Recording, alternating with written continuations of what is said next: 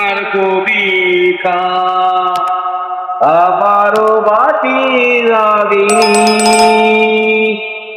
আমারও সপন আলো জাগরণ চিরদিন তোমারে চিনি।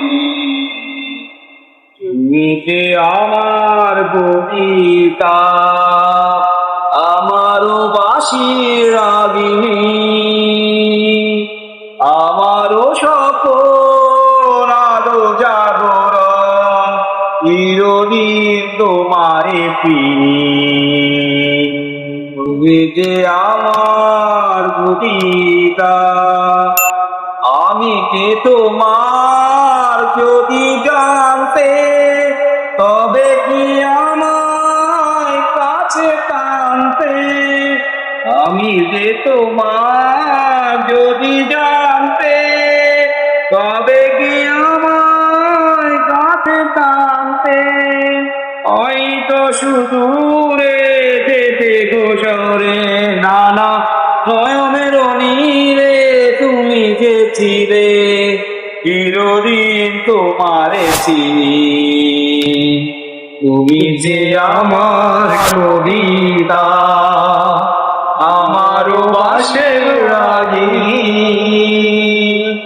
আমারও সপন আলো জাগরণ চিরদিন তোমারে চিনি। তুমি যে আমার কবিতা যদি লগন আধারে রাখে, যদি নেবে পথের বাতে, যদি লগন আধারে রাখে, যদি নেবে পথের বাতে। হয়তো তুমি নে বলবো আবার, তুমি নে আমার বলবো আবার, চিরদিন তোমারে চিনি।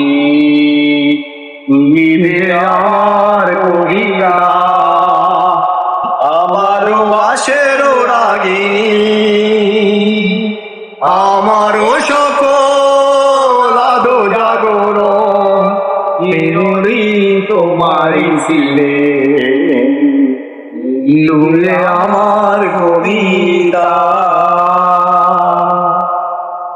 কেমন লাগলো স্যার কর্ণফুলী নদীতে ভ্রমণ করে? সুন্দর, অপূর্ব, খুবই মনোমুগ্ধকর। বিশেষ করে এই গধূলি লগ্নে নদী ভ্রমণ অত্যন্ত আরামদায়ক, সুখপ্রদ এবং চিত্তাকর্ষক।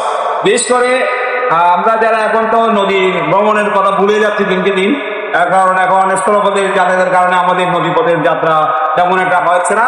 আজ অনেকদিন পর সুযোগ পেলাম আমাদের প্রিয় একজন আমাদের শুভাকাঙ্ক্ষী, আমাদের ভালোবাসার মানুষ জনাব বাবু দীপক রায়, যার মাধ্যমে আজকে আমরা আমি বিশেষ করে ওনাকে স্পেশাল ধন্যবাদ জানাবো যে উনি একটা দারুণ একটা সুন্দর একটা ভ্রমণের সুযোগ করে দিয়েছেন এবং গান গাওয়ার একটা সুযোগ করে দিয়েছেন, যেহেতু অনেকদিন গান গাওয়া হয় না। ভালো লাগলো, অনেক অনেক ধন্যবাদ, অনেক অনেক ধন্যবাদ, কৃতজ্ঞতা আমার প্রিয় মানুষ বাবু দীপক রায় মহোদয়। ধন্যবাদ স্যারকেও। স্যারের পরিচয়টা দেওয়া হয়নি। স্যারের পরিচয় হচ্ছে, স্যার হচ্ছে চরণদ্বীপ আব্বাসিয়া স্কুলের হেডমাস্টার, আমার শ্রদ্ধেয় স্যার, যার স্কুলে আমি আমার একটা কনস্ট্রাকশন বিল্ডিং খুলতেছি। স্যারের সঙ্গে আমার একটা আন্তরিকতা, আত্মীয়তার একটা সম্পর্ক হয়ে গেছে। হ্যাঁ, স্যারকে নিয়ে আজকে ভ্রমণে আসলাম। ধন্যবাদ স্যার।